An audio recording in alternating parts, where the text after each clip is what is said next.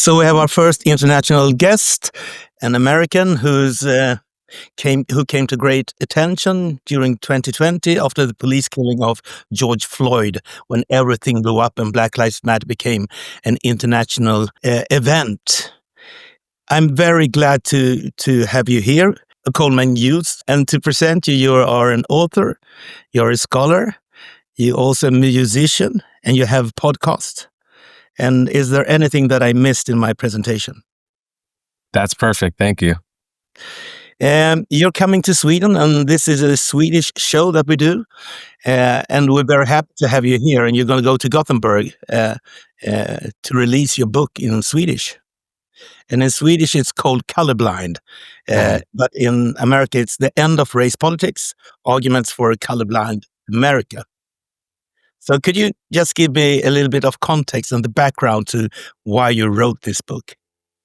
Yeah, so I grew up in a town outside of New York City called Maher, and I had friends of every race. I had white friends, black friends, Hispanic friends, and I didn't think of them as belonging to a race. I just thought of them as individuals. And I grew up believing Martin Luther King's ideal that you should treat people not according to the color of their skin, but according to the content of their character. And when I got to Columbia University, when I was about 19 years old, I was shocked to find that very suddenly the community around me seemed to reject the ideals of Martin Luther King. I was being taught, in classes, in some case, to judge white people by the color of their skin. I was kind of being taught a kind of reverse racism, that people of color were inherently morally better human beings, better people than white people who kind of had like a colonizer, a degraded mentality. And this struck me as very much not what the civil rights movement taught. And in a strange way, just a reversal of old school racism against black people. And I was kind of stunned that few other people seemed to notice the contradiction. And I began writing about it. I tried to write about it in the school newspaper, but the school newspaper didn't really like my opinions very much. So eventually I wrote for a magazine called Quillette, and I started writing more and more, and then I figured I would write a whole book about it. And that was the beginning of my interest in this topic. In the preface, you say that it's a boring subject, but yet it's an important subject. Why do you think that it's so important for us to address this issue now with the Neoracism, as you call it? So when I say it's a boring subject, I mean that I was never interested in race as a kid. I liked music. I still love music. I liked science. I liked philosophy, and I liked sports. Just a lot of normal things that kids tend to like. I never really cared whether the person I was hanging out with or talking to was black, white, or purple. But why I ended up writing about race so much is because I was dropped into a community in Columbia University where the surrounding community was obsessed with race. Professors were obsessed with the race of their students and what that meant about what you can know and what you can't know and what you can say and what you can't say and what you're allowed to have an opinion on and what you're not allowed to have an opinion on. And there was this weird obsession with race. So in rebelling against that, I've written quite a lot about race. And it's important because, I can speak to the case in America, but in societies all over the world, things can be going well for a very long time. And then if racial and tribal identities are touched and inflamed, things can go very bad very quickly. And I mean, there's any number of examples around the world, but you know, in Yugoslavia, like you talk to people that lived under the under Tito, and they'll say, yeah, you know, it didn't really matter whether you were Croatian or whether you were Serbian or what have you. People were getting married along those lines, but then something touched off a phenomenon where people receded into their tribal identities, and it's not to say America is as fragile as the former Yugoslavia was, but we do always have to be vigilant about awakening a beast that we then can't control. There was something that was so strange about when the occurrence of George Floyd, because even here in Sweden we had mass demonstration, and this was when the COVID pandemic was grazing its worst. People went out in tens of thousands and demonstrated, and very many of those who were demonstrating were actually white kids, and very few of those I heard speaking were victims for police violence that were black.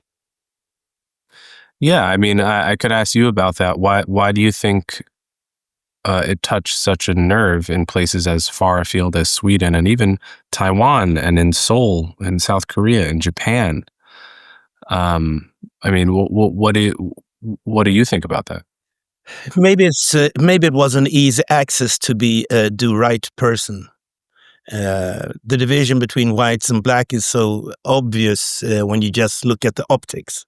And many times when you speak about diversity, you don't count in people with Asian descent, Chinese or Indian. It's mainly black or white people when you look at it from Sweden, anyhow. Mm-hmm. So when people are frustrated, I think they look for easy solutions. And I've had a lot of discussions when I try to look at what were the reasons for the violence, the situation in the United States, and things became complicated when I started to read census from the police, FBI reports, and so forth. And I know that in your book, you have a lot of statistics to disprove some of the myths. And for me to give you a question back, which are the greatest myths about the situation and the relationships between the races and the black community and the police? Yeah, so before I get to that, I think I want to give my answer to my own question, which is, why did people all over the world care about this? One thing you can't avoid is that the whole world was in lockdown and people were very restless. It's easy to forget how anxiety-inducing it was to be inside all day long, to not be allowed to gather with friends and family, not be allowed to go to a concert, not be allowed to do anything. And then suddenly these protests became permission for people to go out and do something, right? Like a protest, if there's no concerts around, a protest is like second best, right? So that actually, in my opinion, had an amplification effect on all the protests around the world. But then there's a reason of why did it resonate emotionally with people to begin with? Well, I think in some way, the Western psyche is profoundly affected by the image of whiteness oppressing blackness. That's ever since the civil rights movement, how many Westerners define themselves is along this fundamental issue of, do you support what your nation has done in the past to people of color, what white Europeans have done to the various peoples that they've colonized or subjugated or enslaved? Do you reject that? What kind of white person are you, right? And that's a question that I think goes to the core of the political identity of Westerners, whether in Europe or America or Australia. It remains to be seen why it resonated with people in Japan and people in Taiwan who are not Westerners in the sense that I think of, but that's my explanation, is that the political identity is wrapped up in this question of how whites have treated non-whites. And so when it comes to some of the myths around this, I mean, there's so many, it's actually hard to even know where to begin, but I think the most important myth to understand is that police violence against unarmed Black people in America is a very small phenomenon, and it's not primarily a racist or racial phenomenon at all. And that will shock people when you tell them, because you're thinking to yourself, well, Coleman, I've seen all these videos of usually white cops, but not always, usually white cops shooting a Black unarmed suspect. You're telling me that's all fake, like, or that's all justified, or well, like, what's going on there, that it doesn't really happen? Well, this is what here's what I'm telling you.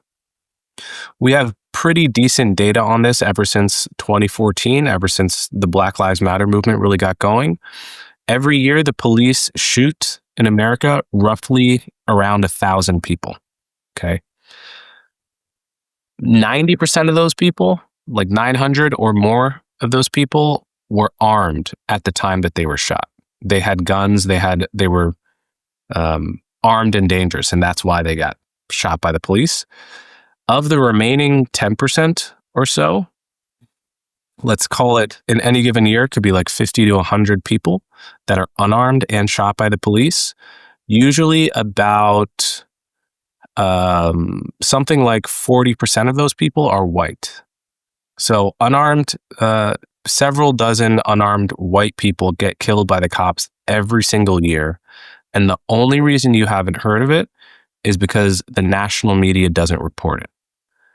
If it happens, I mean, there was a guy named Tony Timpa. Tony Timpa was a white guy who died with a knee on his upper back and neck for about 13 minutes. And the cops were joking as they subdued him in this way. He died. It was all on video. It happened in Dallas, Texas. It made the news in Dallas. It did not make the New York Times. It did not make the BBC.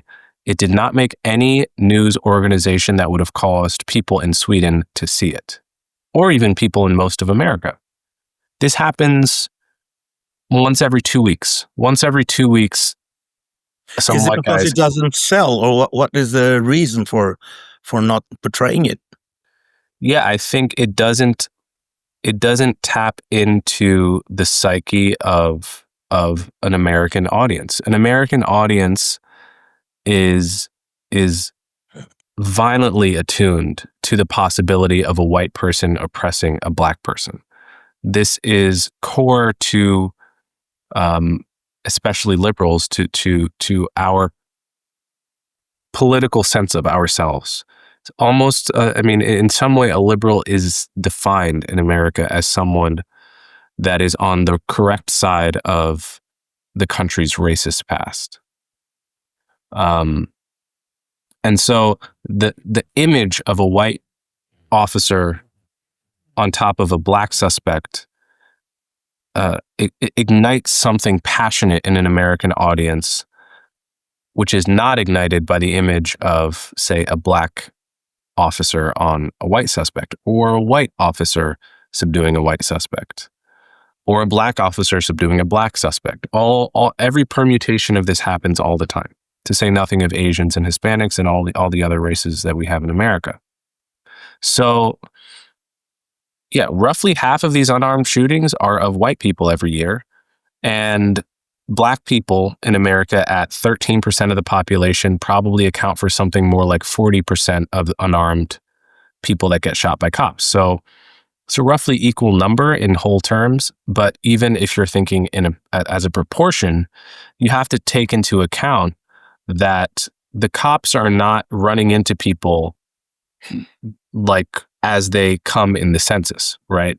So when most of these events, they happen because somebody calls 911 and a cop shows up to a scene and ends up shooting a suspect after an altercation. Now, I guarantee you most 911 calls in the country it's not the case that 13% of 911 calls are in response to Black suspects just because that's 13% of the country. It's much more than that, because Black Americans are vastly overrepresented in most violent crimes. In most years, roughly 50% of homicides have been by Black Americans, mostly men, and of Black Americans as victims as well. And the proportions are different in each city and each crime, but the point is, the police are encountering Black suspects far more than 13% of their incidences, and so you would not expect it to be just 13% just because that's the census figure. And that's another thing that has thrown people off in this. So that's the core myth of the Black Lives Matter movement, is that it was not open season. The cops were not just hunting down and killing down Black people for sport. That was always a myth. That doesn't mean that police violence is not a real issue or that the police can't improve, but that fundamental narrative was never true. But journalists, it's the basic job to read the stats and compile them, and even for the people working with the Black Lives Matter organization, surely they must know about these statistics and the context, or don't you think they do? Yeah, I mean, I know that they've heard this argument, but they don't really have a good counter argument. I mean, I have actually debated twice. I've debated one of the three co-founders of Black Lives Matter, Alicia Garza, and yeah, they really don't have a counter argument to this. They basically just say the statistics are wrong and racist, and they stick to their principles and guns in the face of all the evidence to the contrary. I'm not sure what to say about it other than that they have a specific ideology that matters a lot to them and that they're not willing to loosen when they find data that contradicts it.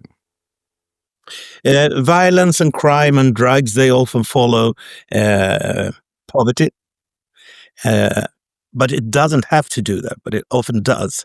How would you say that the Black population, the African Americans, how do they fare in the United States today compared for, like, say, in the 50s and 60s?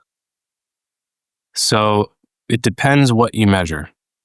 Now, if you're measuring life expectancy, we're better off today. If you're measuring death from disease, we're better off today. If you're measuring income, we're better off today. If you're measuring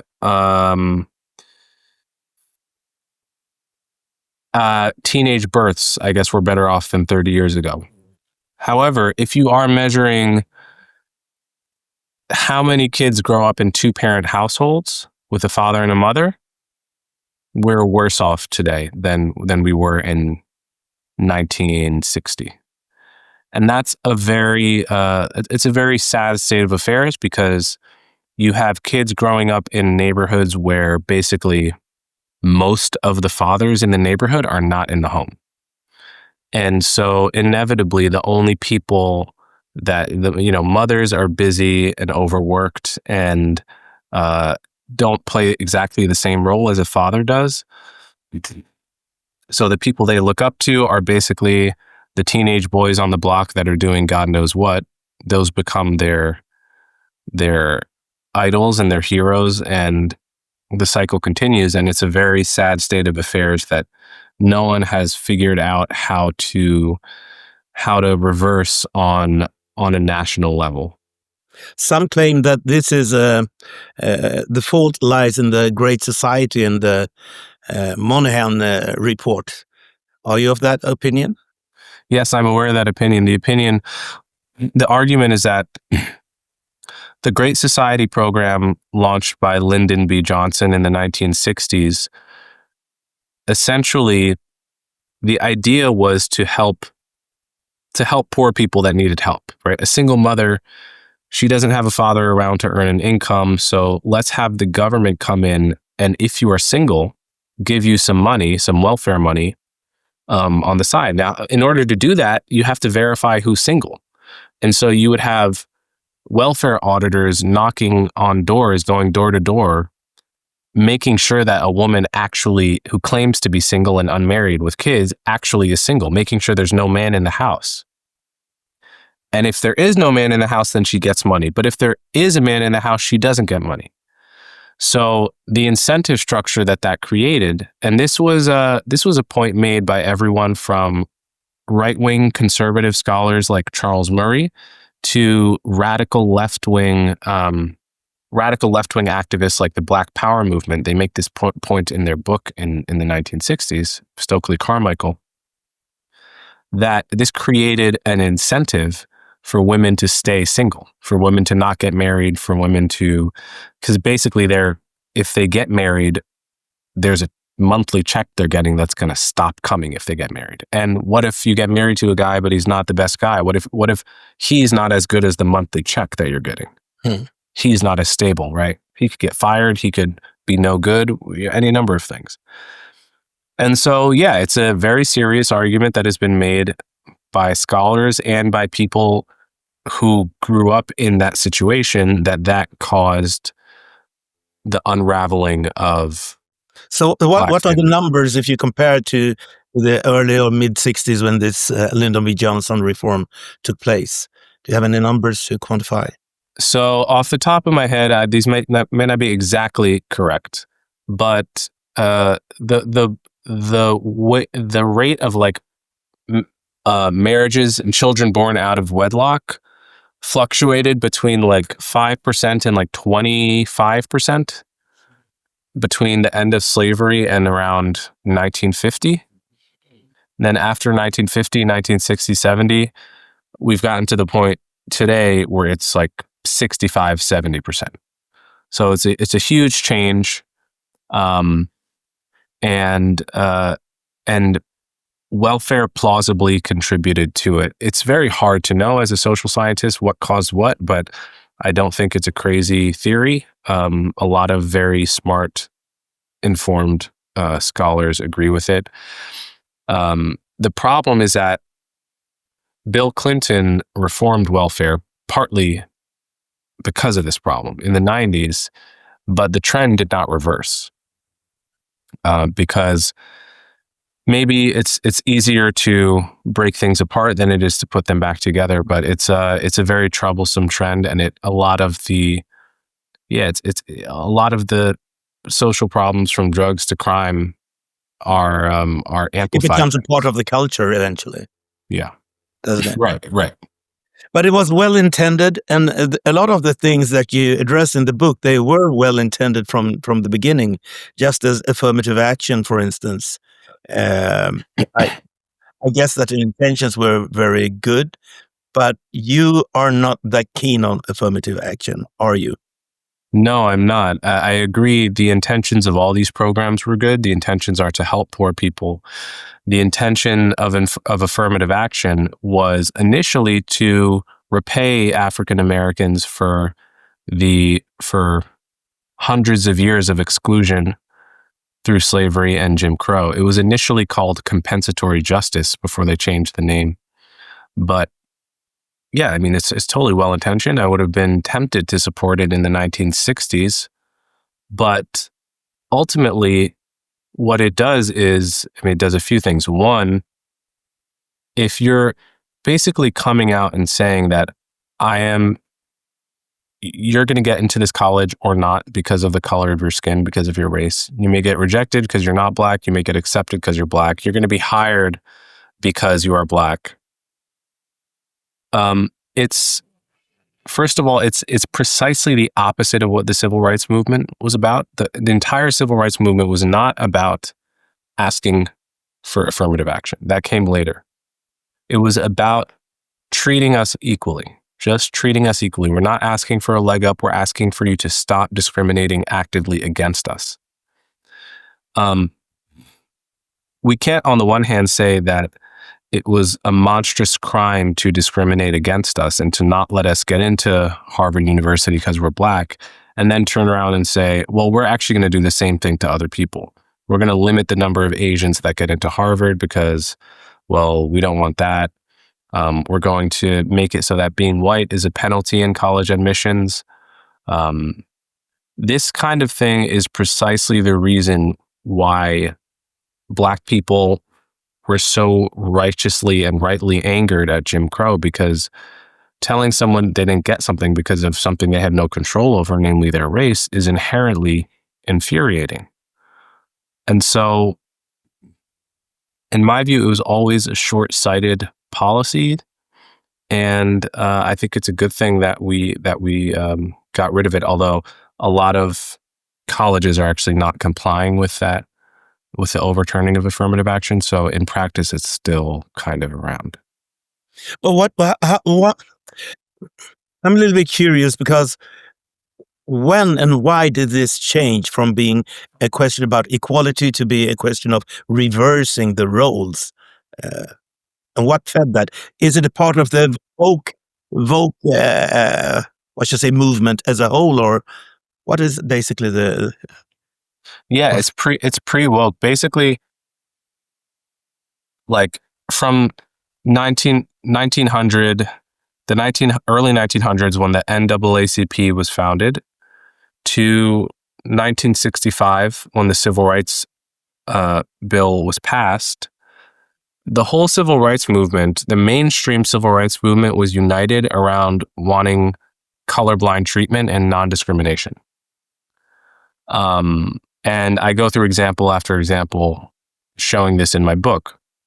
It was not until the riots of the late 1960s, when cities all over the North, Newark and Detroit and all these cities began to erupt in violent riots, that you saw politicians all of a sudden say, basically in order to appease the rioters, okay, I'm going to hire a Black police chief, I'm going to hire a Black this, I'm going to do that Black, I'm going to do that Black, and we're going to make sure 40% of our police force is Black, or whatever it is. And some of these make sense as policies, some of these don't, but it was basically a push by politicians in response to the riots. But that's like 50, 60 years back, right? Yeah, well, that's when race-based affirmative actions sort of starts cropping up. Then the Nixon administration was really the one that cemented it, by which is ironic, because obviously it's more of Democrats like affirmative action more than Republicans, but it was actually Nixon who cemented it by requiring labor unions, requiring federal contractors to hire a certain number of people of each race. If, we're building a new interstate highway, you've got to hire 12% of those workers have got to be Black, right? So that's really where it came from historically, and then it became enshrined in all the colleges, and it just became the status quo for a long time. Well, one measure is equality of opportunity, and then you expect to have the outcome to be equal, but it doesn't really work that way all the time. So can you actually take the measure from unequal outcome and say that's because of unequal opportunity? Right. So what you're talking about is what Thabo Motsieloa has spent most of his career trying to clarify for people, which is a lot of people just assume that if everyone's being treated equally, then every group should have the same outcome. Every white people and Black people and Asians and Indians and every group should have the same income, the same level of incarceration, the same number of crimes, the same amount of wealth. And so if you've got disparities, then that means one of these groups is not being treated well. This is a very strong intuition that people have for some reason. It's also totally, totally false.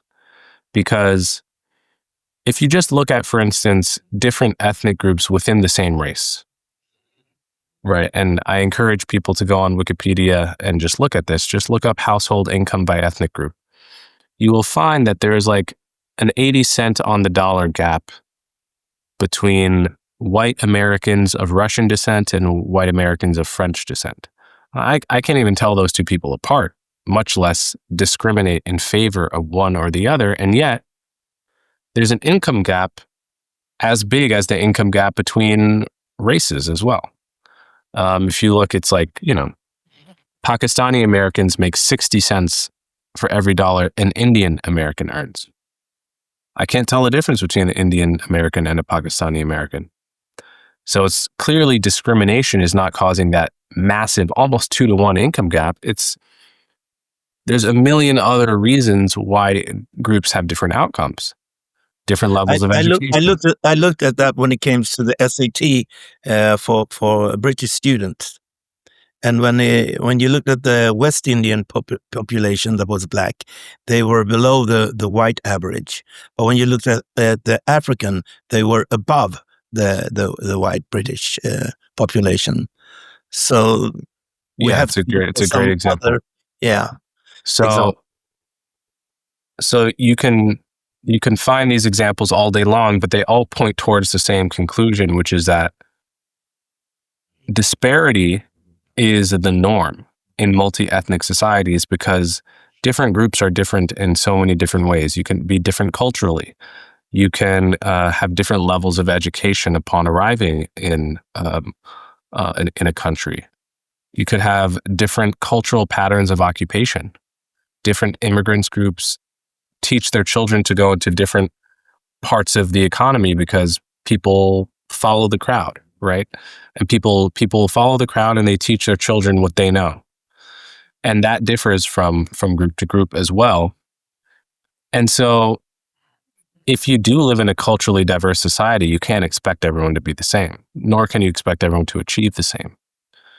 And there are a million examples of this, and this is probably the most important thing, I think, for people to overturn, is to eliminate the simple equation between unequal outcomes and unequal treatment. It's also very unfair to let individuals represent the whole group. When it comes to admission to schools, for instance, I would find it very hard to hear that we have so many black people here, so although your grades are all good, you're still not welcome. We have to have another ethnic group here. That seems very absurd. But when we look at the inequalities, because here in Scandinavia, we don't have the same disparity when it comes to income. Our bottom level is a little bit higher than in the United States when it comes to severe poverty. Mm-hmm. So how should you address the differences in the United States? For me, I'm not concerned about the differences. I'm concerned about the floor, raising the floor. Yeah. So those are two different issues, and I think they get confused. People are very worried about inequality. Inequality can increase if Elon Musk doubles his wealth. Inequality will increase, but no poor person has been made worse off. And so I think inequality is not really the right focus. I mean, it can be, but the better focus is how do you improve quality of life for poor people in general. And that's a very complicated problem. I think a lot of times poverty isn't about the problem with poverty is not always the paycheck you're getting or not getting. It's like the surrounding conditions. You go to a poor neighborhood, like I said, there could be fatherless homes. There could be drugs on your street corner. You could be living next to a drug dealer. You could be living in a place where the police take a long time to respond and crime is rampant and crime is actually a career. You could be living in a place where you don't know anyone that goes to college and nobody even tells you should apply to college, even if you're smart enough to go to college. And so all of these problems are more difficult to solve than just giving people money. Like we discussed earlier, the Great Society program was one of like the largest dispersals of money to the poor that's probably ever happened in the history of planet Earth. But all the problems associated with poverty, from crime to out-of-wedlock births to teenage pregnancies to drugs, all got worse at the same time as that program happened. And so, to a large extent, the addressing poverty in America requires seriously tackling crime, because if your neighborhood's not safe and there's crime everywhere, it's just like very extremely hard to get out. It doesn't matter how much money you make. It matters. Are you afraid to walk to school every day? Do you have to become incredibly tough and actually like alienating in order just to survive? Because if you do, then not that many people have the willpower to escape that situation without getting sucked in to a life of drug use or, like dangerous amounts of like reckless sex or any number of things that can derail your life. So it also has to do with fixing the education system, which is easier said than done, because you can't actually change anything about American schools because of teachers' unions. But I think throwing money at the problem has been tried and doesn't really work.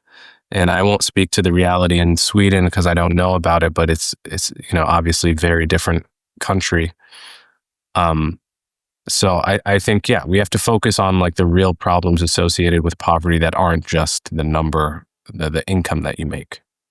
We have a problem here in Sweden. We have a lot of shootings and gang violence, but it's mainly concentrated amongst people who live in the poor areas and that are refugees that arrived to Sweden maybe 1 or 2 generations back. Mm-hmm. And the method here has also been to throw money at the problem.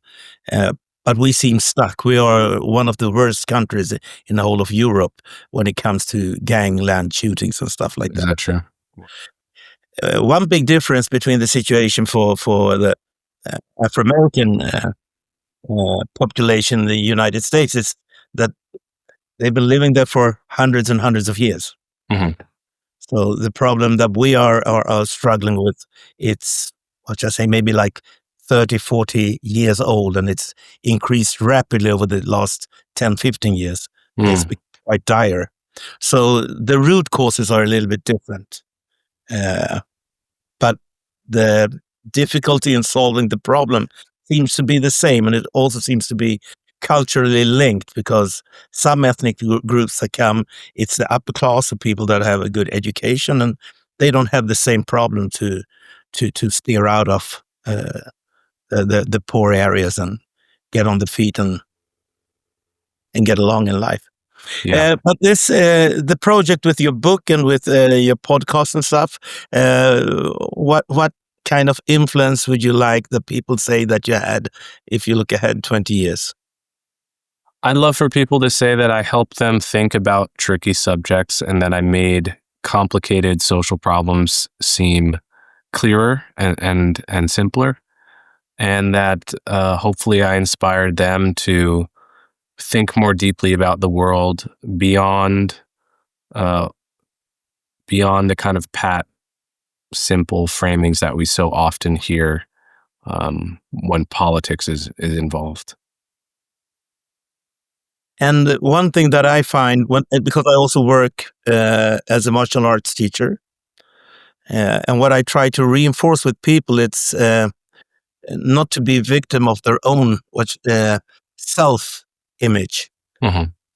And it's important, especially here in Sweden, where the vast majority is white, that you have to take full responsibility and seize all the opportunities that you have that lay at hand, and don't let the image of yourself being a victim or that doors are closed when they actually very seldom are. Of course, some things are going to be more difficult, but many times it's the self-image. You become you're guarding yourself. Mm. You're in your own prison. Is that a frame of mind that applies to the Afro-American community? Oh, absolutely. I mean, I think this is part of the reason, part of the paradoxes of American racial politics is that if you go to a black church and preach personal responsibility, which is what you're talking about, that message will be very popular. But if you say the same thing on national television or in the context of an American like political debate, it will be very unpopular. Because in real life, I think people understand, and most African Americans understand, that nobody's coming to save you in life. You cannot count on some magical day when the government or white liberals or any political movement is going to come and make everything better for you or your family and make everything that ever happened in the past with some magic wand go away and restore you to where you would have been if life were fair and if the world were fair. At the end of the day, you can never count on that happening in life. And so you have to take responsibility for your own situation. You have to take responsibility for your own situation. Like, no one is coming. The cavalry is not coming. So if you want to have, like, so far as I know, we've only got one life here on Earth, maybe more. I don't know, but We'll see. we'll see. But if you've got one life and you want to make the most of it, you have to take responsibility for where you are right now. If you're not as far as you want to be, stop blaming other people, stop blaming society. Try to find the people that are where you want to be and do what they did. So that's how I live my life, and I think that's how you have to live your life. And one of the poisonous parts of how progressives think and talk about race is they encourage African Americans to blame white society for where they are in life. Now, sometimes it might even be true, but even where it is true, it's really unhelpful because that puts the onus on society to fix your problems, and the fix never seems to come. You have a wonderful saying in your book that is, some debts are more effective unpaid. Yes. Something like that. Could you explain Yes. the saying? Because it really triggered a lot of things in my head. Yes. So when we talk about the idea of reparations for slavery, there are advocates for reparations in America. They want, maybe a paycheck or maybe something. But if you really look at how they operate, the worst thing for them would be to get reparations. If they actually got reparations and Congress passed a law saying every Black American will get the equivalent of 40 acres and a mule, $50,000, and you'll never be able to complain about slavery again, all of a sudden those people would lose all of their power because their issue would have gone away. And I guarantee you, if reparations were paid, the next day those people would be writing in the New York Times saying, nope, that's not enough. You can't get rid of us that easy. So I do think that the debt to those people, the debt is worth more to them if it's unpaid, because that's their whole source of power and relevance in the national conversation. It's the reason a journalist calls them up on the phone and says, hey, I want to hear what you have to say about this issue. I want to invite you to my conference and we'll pay your way. And that's the reason a book agent says, hey, do you want to write a book? We've got $100,000 advance. You have a very important voice. All of that stuff only happens because there is a debt that's unpaid. So to them, it's worth much more if it stays that way. We're going to wrap it up soon, but I'm also curious, how was the reception of your book, and how are you perceived by both the white and the Black community with these, what should I say, very realistic talking points that you have? Well, I'm glad you think they're realistic. Some people, not so much.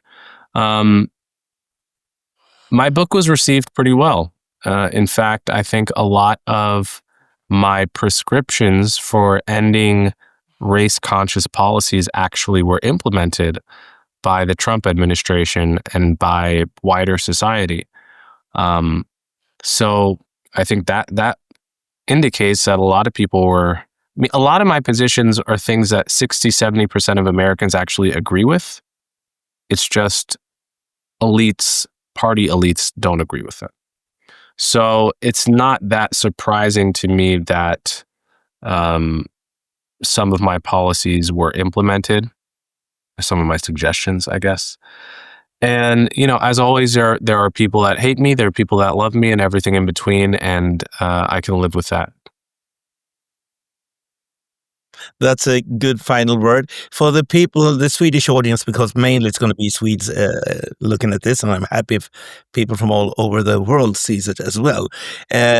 When are you arriving to Sweden, and where can we see you? I'll be at the Gothenburg Book Festival. Yeah. And if we want to follow you, you have a podcast as well, right? Yes, it's called Conversations with Coleman. Yeah. Okay, Coleman, it's been a pleasure. I saw a lot of you a couple of years ago, and then I was happy when my producer said, maybe we can get Coleman Hughes on our show. So I'm very happy to speak with you. I think your book is very important. I think it's well written. It has a lot of statistics and facts and analogies. So I hope it will sell in Sweden and that it can add to our debate about race and about ethnicity and about equality. Thank you very much, and good luck when you come to Sweden. Thank you very much for having me. Thank you. Thanks.